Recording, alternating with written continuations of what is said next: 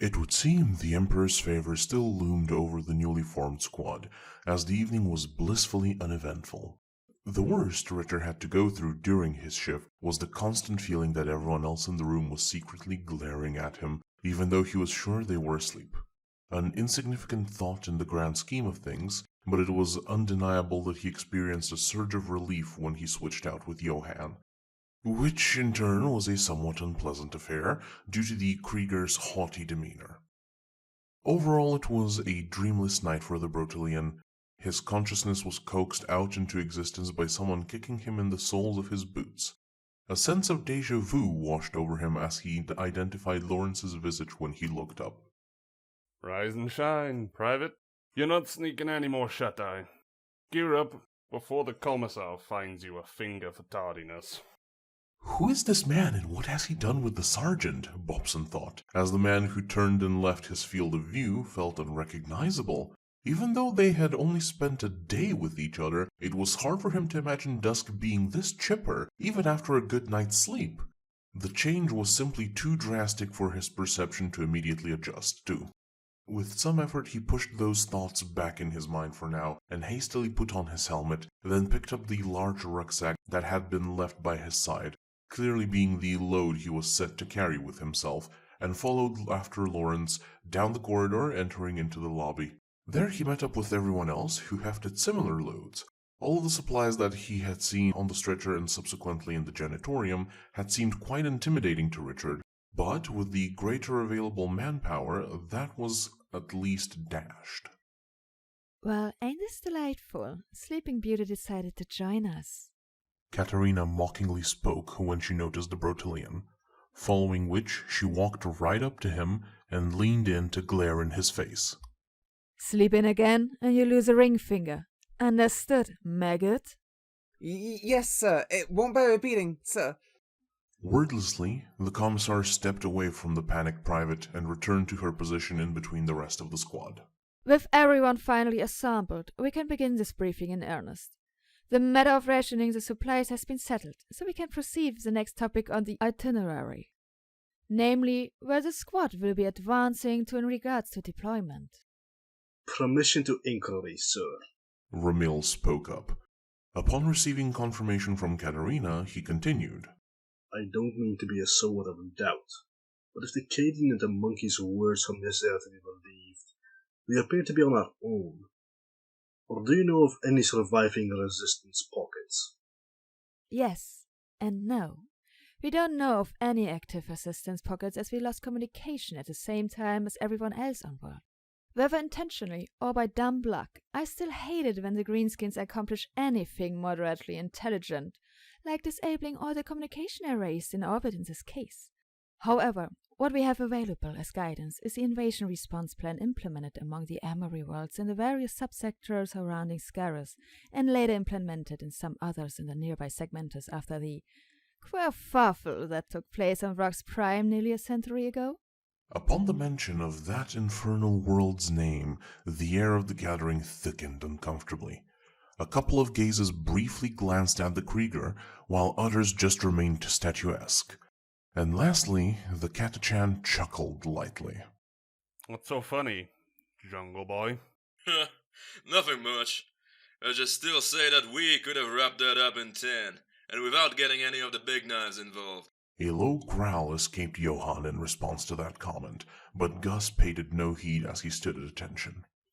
Bobson, on the other hand, was thoroughly confused by it all as he tried to glean any clarification by looking between everyone else.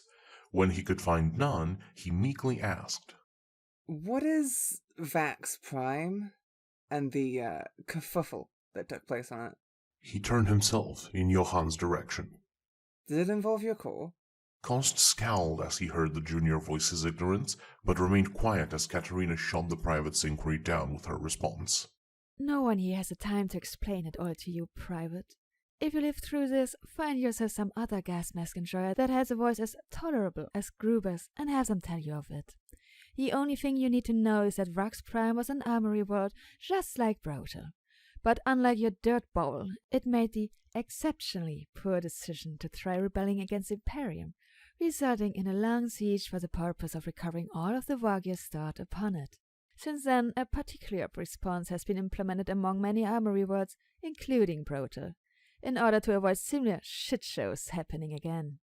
Arconi briefly turned to the Mordian. Kost, take it out for display. As the captain opened the rucksack he had been carrying and searched in it, the commissar motioned for everyone to spread out.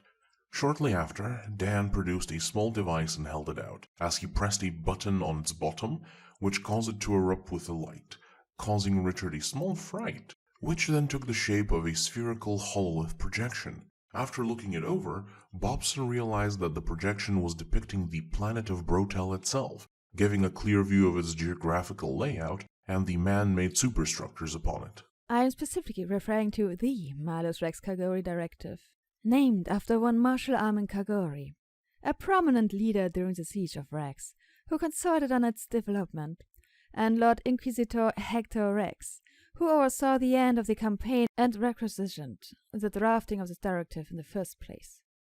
Per its tenets, Wargears to be secretly stored at a different hive than the ones intended to operate the planet-side starports, and in case of invasion or sabotage, all Imperial forces are to converge into the stockpile hive to both protect and have easy access to the supplies, while holding out for as long as possible against the enemy. Ferrograd. Johann and Gargoda reflexively uttered at the same time, before turning their heads to look at each other. While the Armageddon smirked at her squadmate, the Krieger simply turned his point of view away from her and back onto the projection, though the first lieutenant was sure he had rolled his eyes under his mask. Alright, a destination is good, but do we even know where ours is? Ramil pondered as he reviewed the projection, then turned to face Katerina. Well, you're in luck, as I happen to be among the command staff deemed worthy to have the storage facilities revealed to them.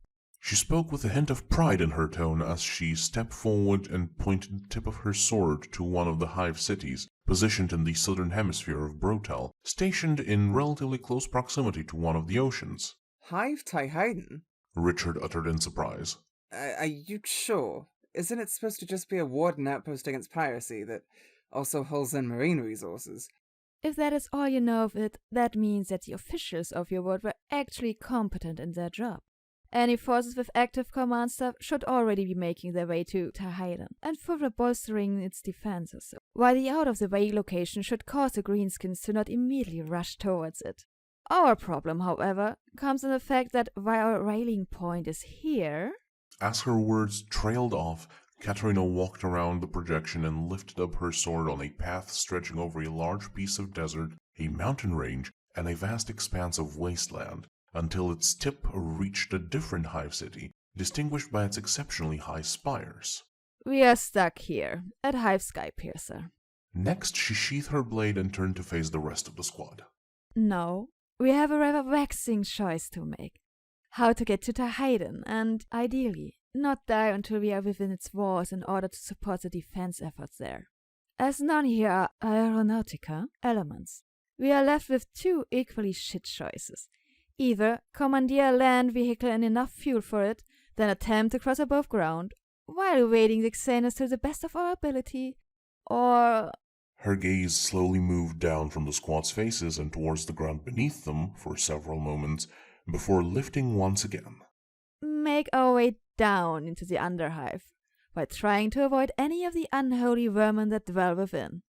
Then hope and pray to the God Emperor that the underground tram system that connects the hives are still operational and unoccupied. Normal men may have turned to murmuring amongst each other upon receiving such news, but the guardsmen stood resolute as they processed the information. The stillness of the situation would lift as Gargota presented her reasoning. I believe it would be more optimal to go above ground. Even if we are not able to get a vehicle, between myself and Wildknife, we will be able to successfully navigate the group through the wilderness.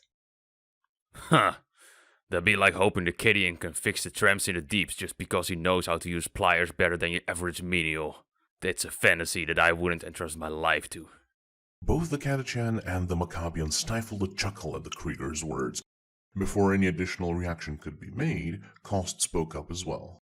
A fantasy it might be, but the tram tunnels, even if devoid of their namesake being active, would make the trek significantly less complicated, as the majority of it being done through them will just be walking forward. Breaking the mold of impromptu monologues, Lawrence raised his hand and said, Permission to inquiry, sir? Granted.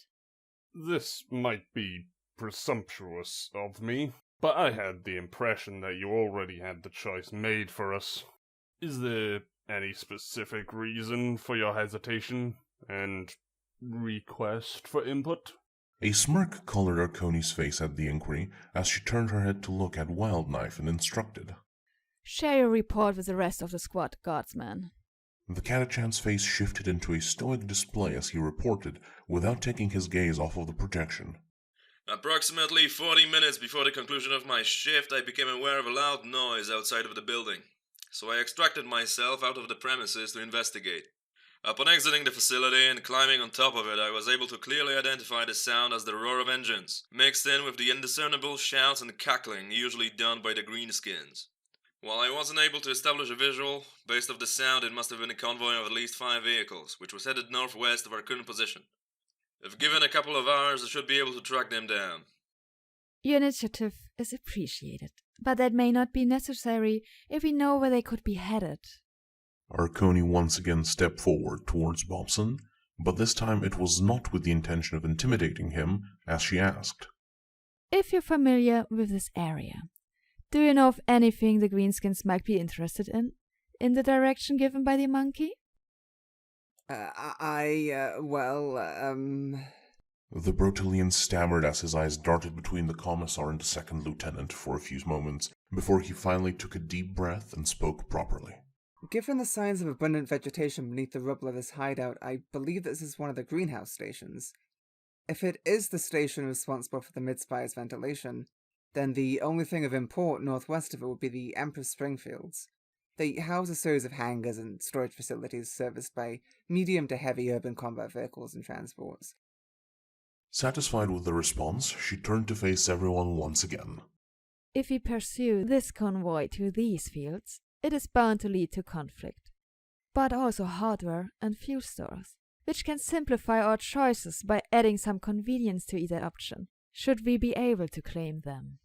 She then glanced at Lawrence specifically, her visage giving off the impression of pride that he had seemingly found her out, and even called her out. A decision has most certainly been made, Sergeant. As your superior, responsible for your lives and how to best spend them, I will admit this will be a high-risk, high-reward gamble. So I ask all of you, would any of you prefer your boat round to the head now, or would you like to give the xenos a taste of Rachel's fury? Nobody uttered a sound. Instead, one after the other, the guardsmen lined up with their weapons at the ready. Last to do so was Bobson, but that was only because it took him a bit longer to understand the gesture before joining the line himself. All of them bore grim looks of determination, or at least Katerina was certain that Romeo and Johann matched their squad mates behind their masks. This time she permitted herself a small chuckle before stating, Let's disturb their calm with some nice, fast, and violent escalation of hostilities. The commissar dramatically turned around and began walking out of the building. Wordlessly, Kost shut off the hololith, returned to his rucksack on his back, and walked after her, followed by the rest. Distribute today's rations to each other and get a move on. We advance for Operation Smash and Grab. Whatever notion of comfort existed in this haggard ruin would be abandoned this morning, as the whole squad ventured out of it. The only delay to their march was the initial distribution of rations, a single protein pack with a quarter-liter of water, which were hastily consumed on the go. While the journey from the greenhouse station to the hangar fields took nearly 6 hours, it was a significantly smoother trek than the initial one Richard had undertaken with Lawrence, by virtue of the group utilizing the intact sections of highway and the expertise of the commandos when it came to navigating difficult terrain. He was more than happy to sing Gargota's praises, but despite his understandable dislike of Gus, Bobson had to grudgingly commend his skills as well. Of course, nothing was actually voiced as the squad traveled as secretively as possible, leaving talking to only be done when absolutely necessary, and only by the staff critical for this segment of the mission. a responsibility that the private did not share. On their way, they encountered and disposed of a handful of Gretchen, barely a dozen at most, if one cared to count, who were all thankfully just scattered individually or in pairs, likely for the purpose of scouting. The most difficult challenge the squad faced, however, had to be the unholy stench. Despite the carrion predations of the xenos, there were still uncountable bodies of innocent Imperial citizens buried in the destruction wrought by the space hulks and the subsequent greenskin attacks.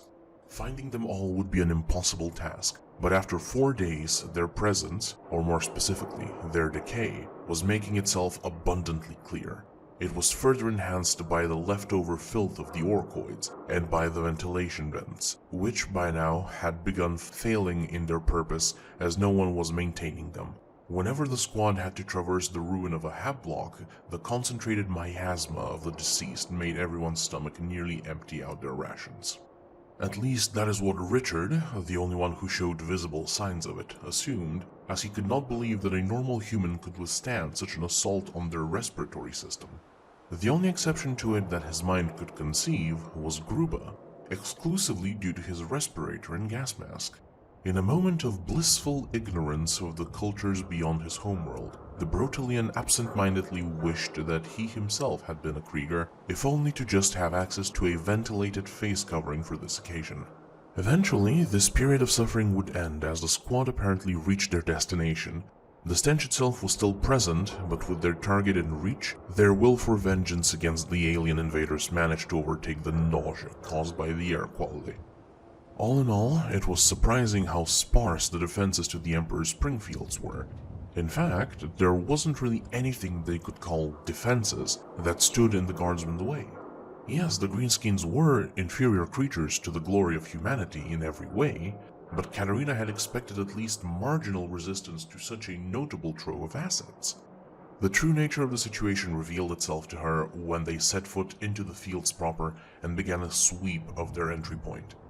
Desolate and empty, every hangar they passed by was picked clean, with nothing left in it. Apparently, the enemy had swept over the fields like a locust tide, stripping the resources and scurrying off. Curses began to boil in everyone's minds, but before they could be uttered, a distant detail stifled them. Noise. Swiftly and silently, the 8 scurried towards it. In their advance, they came before an elevation created by the corpses of several collapsed buildings, stretching several stories high. Though, likely by the Emperor's blessing, one of the centerpiece structures appeared to be intact. Not wasting the opportunity, they infiltrated it, climbing up 5 stories, all of which were equally derelict and abandoned, until the sound felt on equal level with them. With a few quick gestures, the Commissar indicated for the commandos to sweep and secure the perimeter, while the rest advanced with her into the room closest to the noise. In it, the stench of death would be banished by a hotter mix of smoke and oil, pouring in from a large window hole in the wall, as well as the no longer existing doors of a side room, which connected to another hole that was lower to the floor. Johann and Ramil secured the side room, while the rest pressed themselves against the remainder of the wall under the window hole. Carefully, Lawrence poked his head out, seeing that immediately on the other side was a slope of debris leading up to the hole in the side room, seemingly making it a door into the building. Using his binoculars, he traced down the slope, his vision ending on another set of hangars, poorly converted into workshops of some kind, and a gaggle of xenos scurrying between them. Contact. Straight ahead. I'm counting 13 small fries and 4 orcs. Dusk reported as Katerina herself poked her head out and confirmed the terrain of her position. Whatever value this place may have had is stashed down there, She muttered as she observed the enemy position before asking, Estimation of the force threat level? Suboptimal. They seem to be slightly bigger than Monkey. Cleanup shouldn't be too... oh, fuck. So, make that 5. And that one is problematic. The Cadian's tone shifted from neutral to a concerned one as he handed the binoculars to Arconi. Looking through it, she could see the cause of his concern. Out of a nearby workshop walked out another orc, towering by a full head over the others, clad in what seemed like a repair servitor's attire, and with a strange mechanical contraption strapped to his back, which crackled with energy. Its bulk also seemed to be close to double that of the other orcs, as it began shouting at one of them and smacked it in the side with a giant wrench, sending it sliding on the ground. Perimeter clear and secure. Gargota's voice interrupted the sightseeing as she and Gus returned to the squad. Good work. I need a report on any other breaches besides the ones here. We only came across one that extends 2 floors down and exits at the base of the rubble pile that reaches up to this floor. Taking Gargota's words into consideration, the commissar brought a fist over her lips in thought. Shortly after, her pondering was interrupted by the roar of an engine. Peeking out again, they spotted a ramshackle vehicle approaching the larger orc's location at significant speed. With a swerve, it stopped itself within a man's length away from him, following which 3 more orcs stepped off from it. One was about the same size as the large one, while the 2 others were more akin to the smaller ones. As the aliens approached each other, Arconi glanced at the Armageddon and asked, Lieutenant Steelix, how much expertise do you have when it comes to greenskins? Are you able to understand their speech? It's possible to understand those things speaking? Richard mumbled out, but was duly ignored. Affirmative. Distance might make it a bit difficult to hear, but the acoustics might be just fine. Upon stating so, Gargota also pressed herself next to the cover and leaned as much as possible towards the window hole without revealing herself. "To Club Slot-Rail, what the song are you doing here? Me and the lads just got our snazwagon chopped out of the scrap heaps, but it's missing the boom and the daca for it can be a proper snazwagon. So before we come to the base, this make boy this side of the pointy huts, so cruncher." Duke Club appeared extremely excited as he presented, striking a pose at the end as he pointed with both hands at the mech. But after a couple of moments of seeing no reaction, he shifted to a casual stance and tone. "Like, we need some gubbins and daca for it. Can you paint it red, like real fast? 'Cause we gots to go." "Bestest! Ha!" Saw Cruncher mockingly laughed before talking back with obvious irritation in his voice. "You mean the only make boy this side of the pointy huts? Wasn't even a day since the shops got set up when the boss looted all the flashiest scrap, daca and gubbins in this stupid place. And soon as he did that, he took all the mechs off to some big Ayumi place. Let me in charge of scrapping what's left there, but only with green gits rolled out of the ground." As he said so, the mech glanced to the side, spotting one of his subordinate orcs bending a plate of scrap metal, prompting him to barge over and yell. No, you stupid git! This here's supposed to be a faceplate for a killer can, not a bike frame. You have to make it smooth and curved. Go fix it now. The tirade was followed by a vicious smack from Sawcrunch's wrench, knocking out a couple of teeth from the smaller orc, who then ran away to fix his mistake, as a nearby grot picked up the teeth and climbed upon the mech's shoulder, then deposited them in a pouch on his apron. "At least one of yous knows how to work, right? Right, so you're gonna fix me snazwagon with some red and daca, You're gonna need teeth.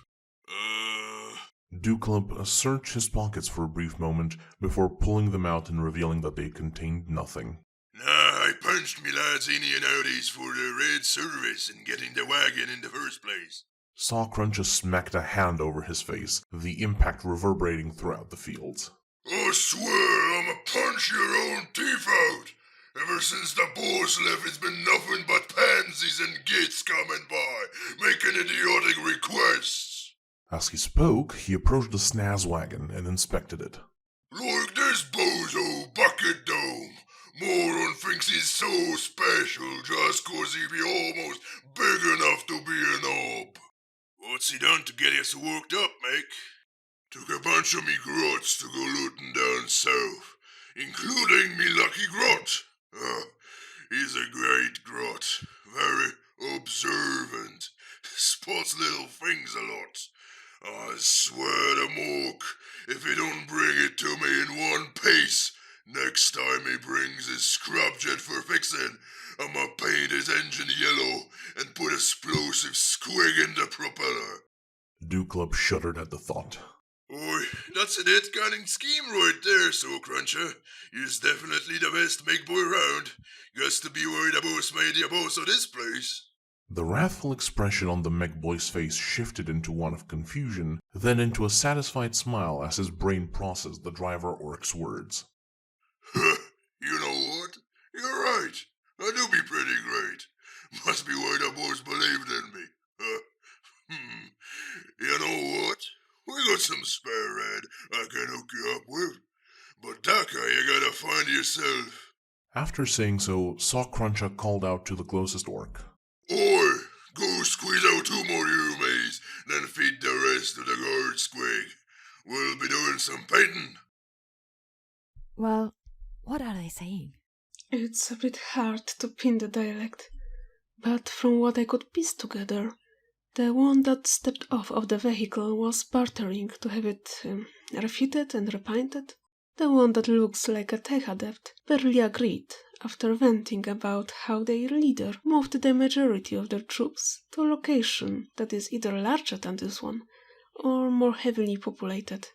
He also complained about how a higher-ranking xeno took some of his standing forces to conduct raids in the southern region of the hive. Upon mentioning that, Lawrence was hit by a small realization, prompting him to ask Gargota. Did he say anything more specific about the higher ranking orc? Any description or the like? She shrugged in response before adding. He called him Bucket Dome, I think. Also made a particular note of a lucky grot, which was good at spotting things. Hearing this, Richard was struck with the same realization as he looked to the sergeant. Could it be? Dusk nodded in affirmation, following which he spoke. I think this might be in reference to the large orc me and the kid encountered before the squad was assembled. The same one you and the Catachan killed. With those words, everyone shifted their gaze towards the orcish head impaled on the spear harnessed on the Armageddon's back. While the rest were mulling over the coincidence of the situation, Katerina bit her lip and then spoke up. Everyone, give up. I have a plan. Oi! A soft bellow caught the attention of the large orcs, prompting them to turn around and look at the decrepit shell of the building looming over their section of the fields. Oi, can you kids hear me? Within a hole in the wall, the head of an orc that was clearly bigger than the pair was poking out, glaring at them, albeit seeming a bit more wobbly than normal. Yous know this git? I think, but that can't be him. He's not looking right. But Saw Cruncher squinted his eyes before they widened in disbelief, and he yelled. Oi, Bucket Loom! Where have you been? And why is your voice sounding all funny?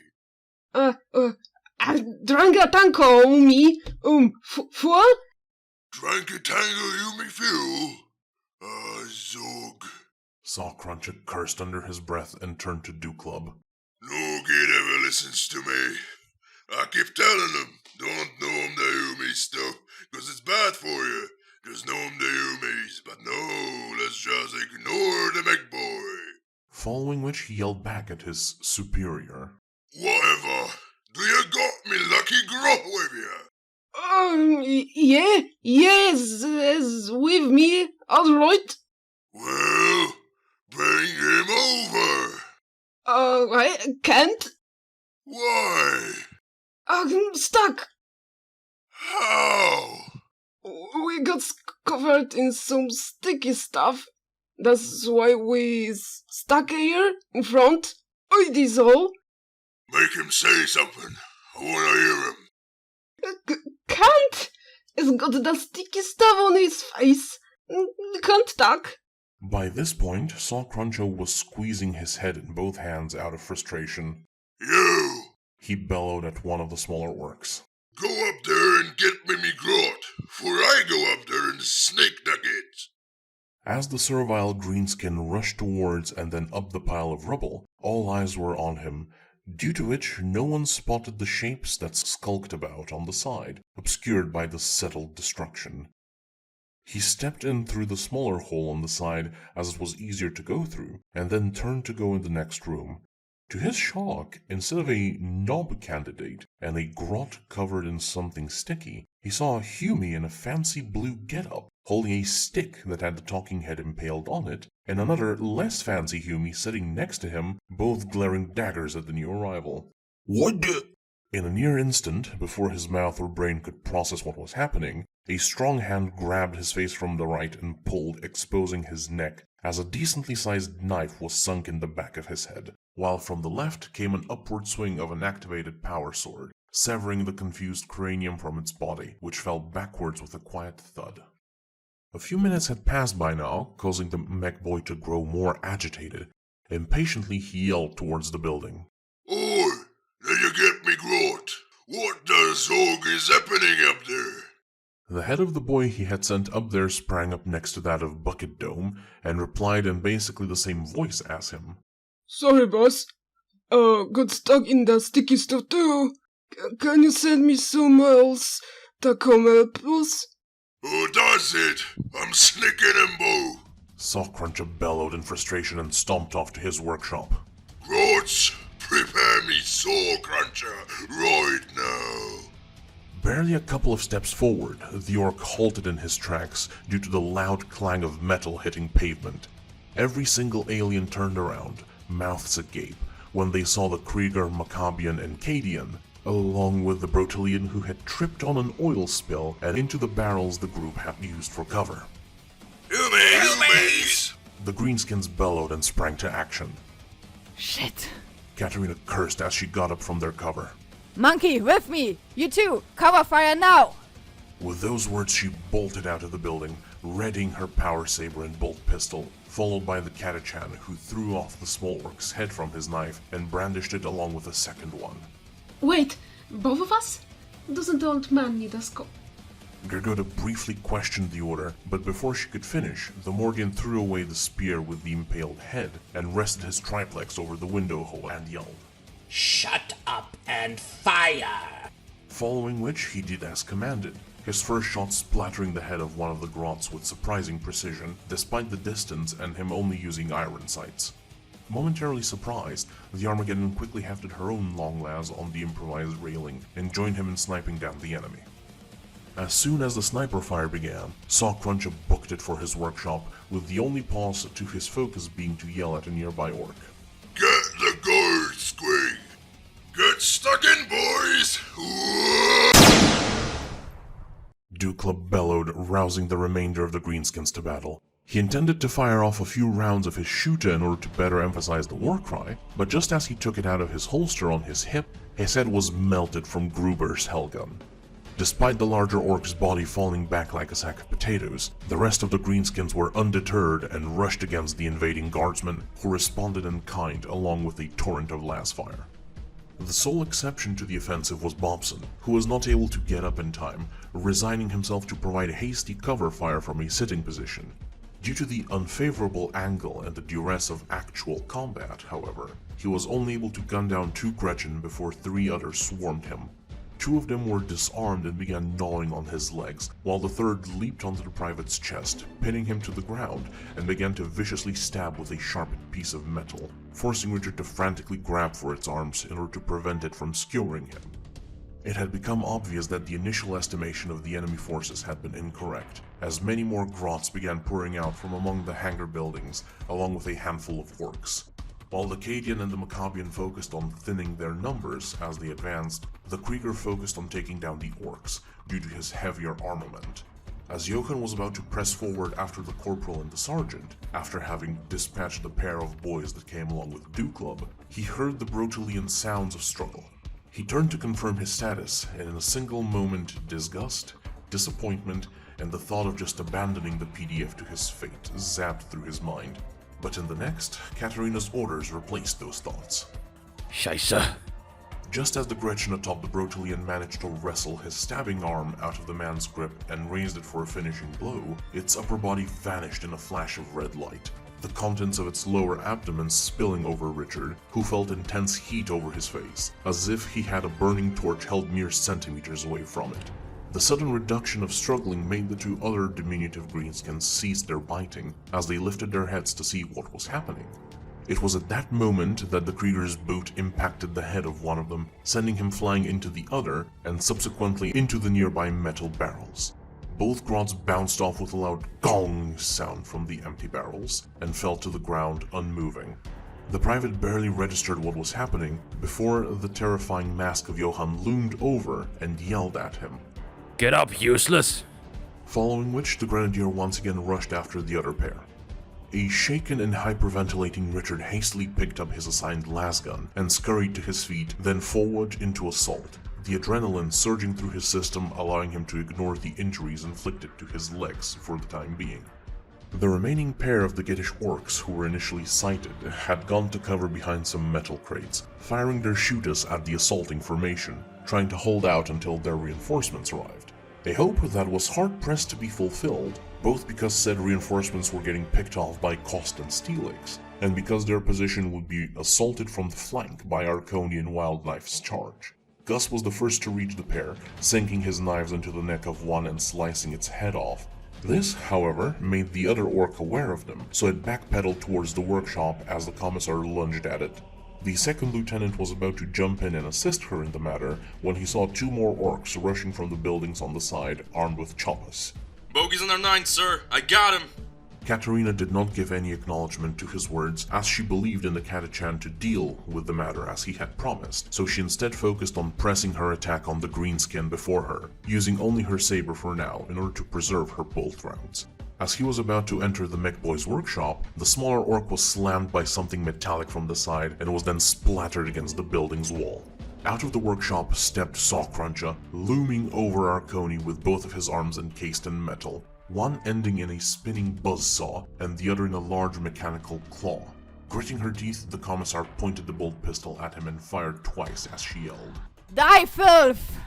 Unfortunately for her, the mech boy was able to lift his claw just in time to make the two bolt rounds bounce up into the doorframe of the workshop.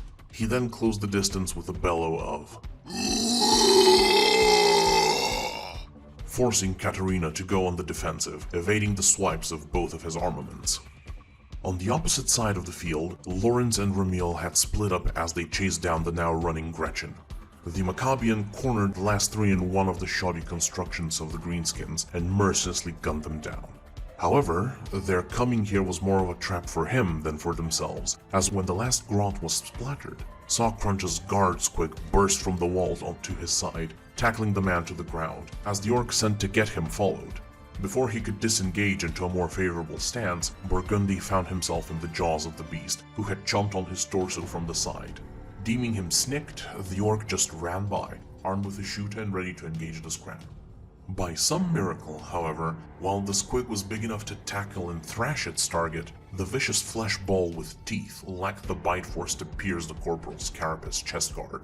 Unable to get a good shot among the thrashing, Ramil instead flipped his hold on his lasgun and sank its bayonet up to the muzzle into the monster's skull, then twisted it several times. Its movement ceased near instantly, allowing him to stand up and rush after the orc, while firing at it. One of his shots pierced the back of the greenskin's leg, causing it to stumble and hold. Before it could turn around and react, the steel of the bayonet found itself at the base of its spine. Mustering all of his strength and zeal, Ramil let out a wrathful cry as he pushed his lasgun upwards, cutting open the length of the orc's back and forcing it to fall forward on its face.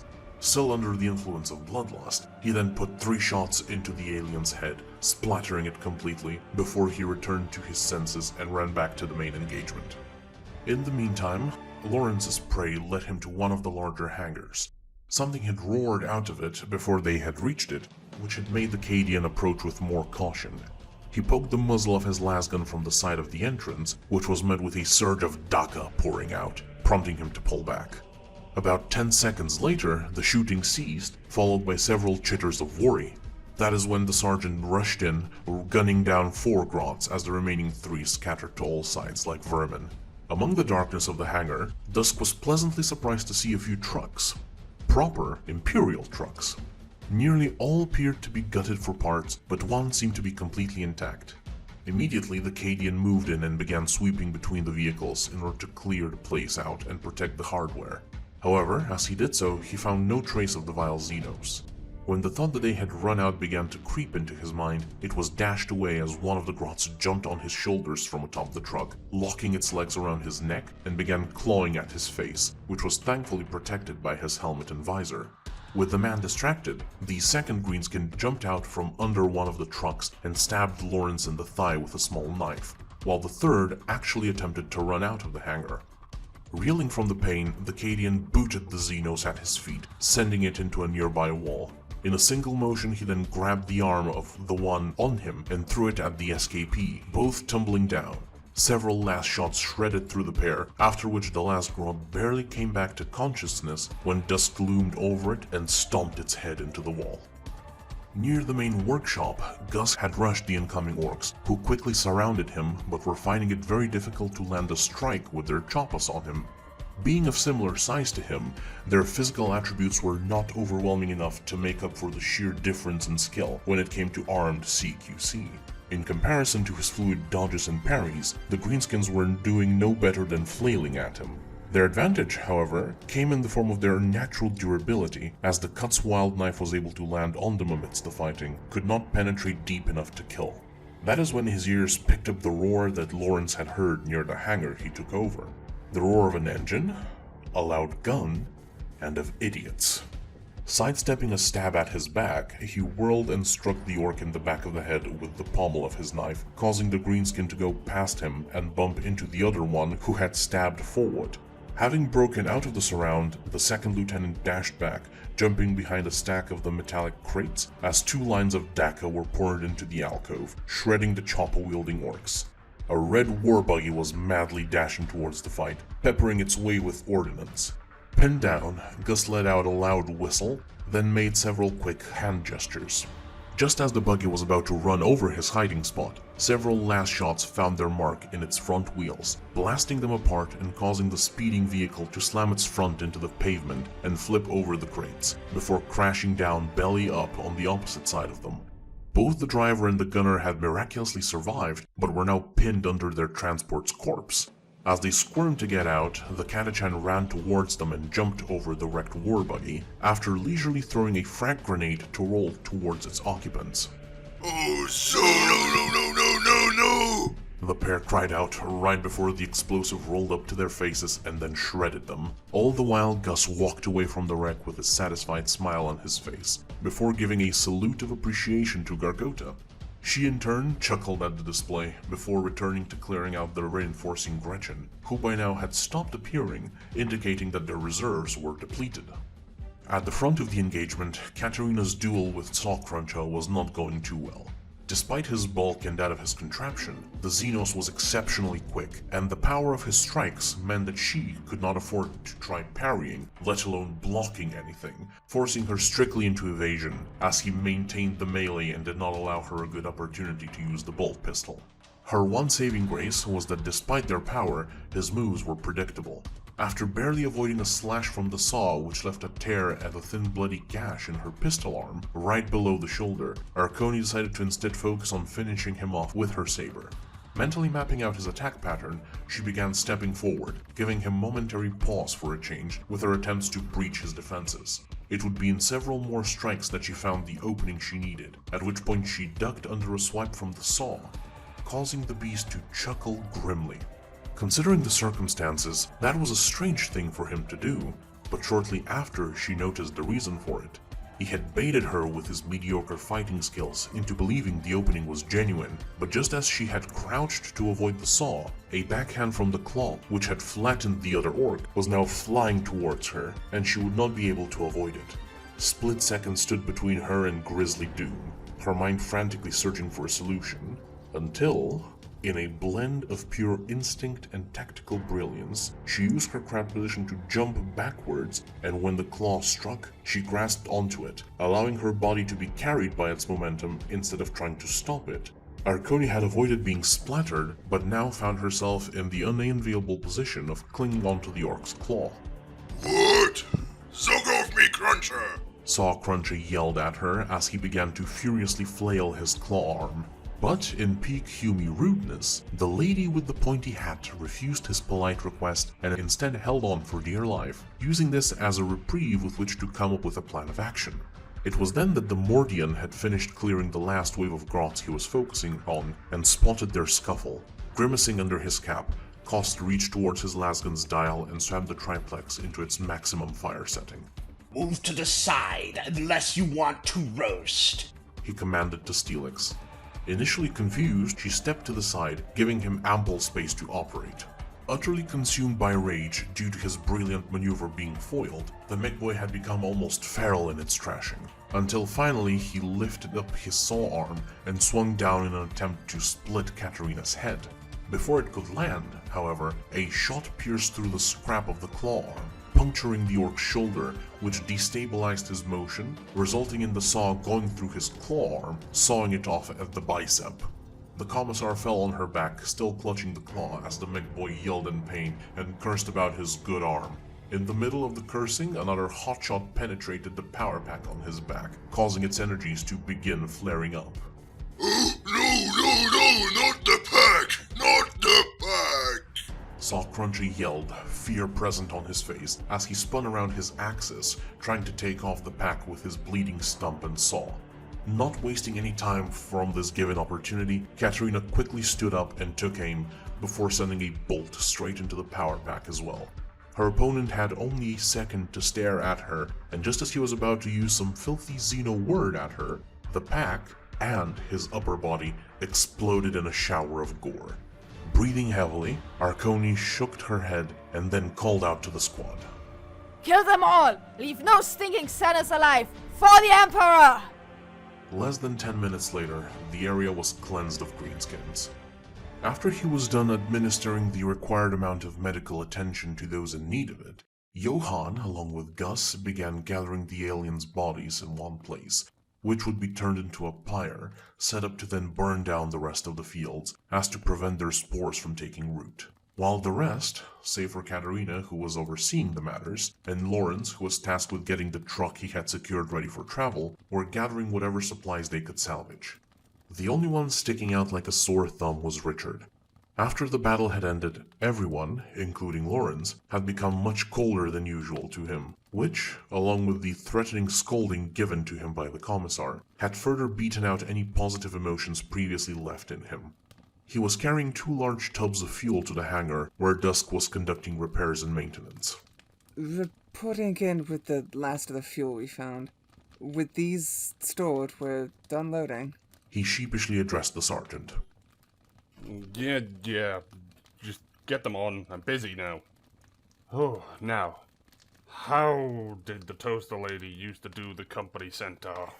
Lowering his head at the cold response, the Brotelian left the Cadian to continue mulling over what he remembered about vehicle repair and to perform the necessary sermons for its machine spirit. With all of the supplies loaded, the squad boarded.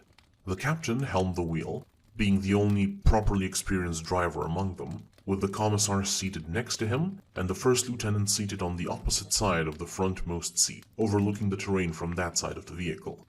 The second lieutenant, sergeant, corporal, and quartermaster occupied the seating area behind them, and in the far back, Richard sat among the supplies, tasked with fixing up the damaged uniforms. Kost started the engine without much ceremony, and their squad was off, leaving behind the inferno of the Emperor's Springfields. Gargota looked back at the fire with a hint of melancholy, before facing forward and muttering. That sure reminds me of home. The season of fire must be happening just now. After no one gave a reaction to her words, she instead turned her head to look at Dan, with a polite smile on her features, and asked, Say, old man, you were really impressive back there. How come you can shoot so well without using any kind of scope? In response, the Mordian would slowly turn his head to look back at her, although his cap prevented her from seeing his eyes, and then, just as slowly, looked back at the road, uttering only a single word. Practice. That answer left the Armageddon slightly puzzled, but also disappointed by the prospect of this being a silent trip. Katerina, on the other hand, chuckled at it. Richard would have loved to vocalize a laugh at the situation, as he did find it amusing, but he remained silent, sewing up the uniforms. As he did so, among the spare pieces of cloth that had been gathered up in the truck, he spotted a couple that really caught his attention. Out of nowhere, the grim feeling in his heart was replaced with the spark of inspiration, as he folded those pieces and set them aside for later. For now, he would focus on his assigned task. Special thanks to all these gits that help make this possible.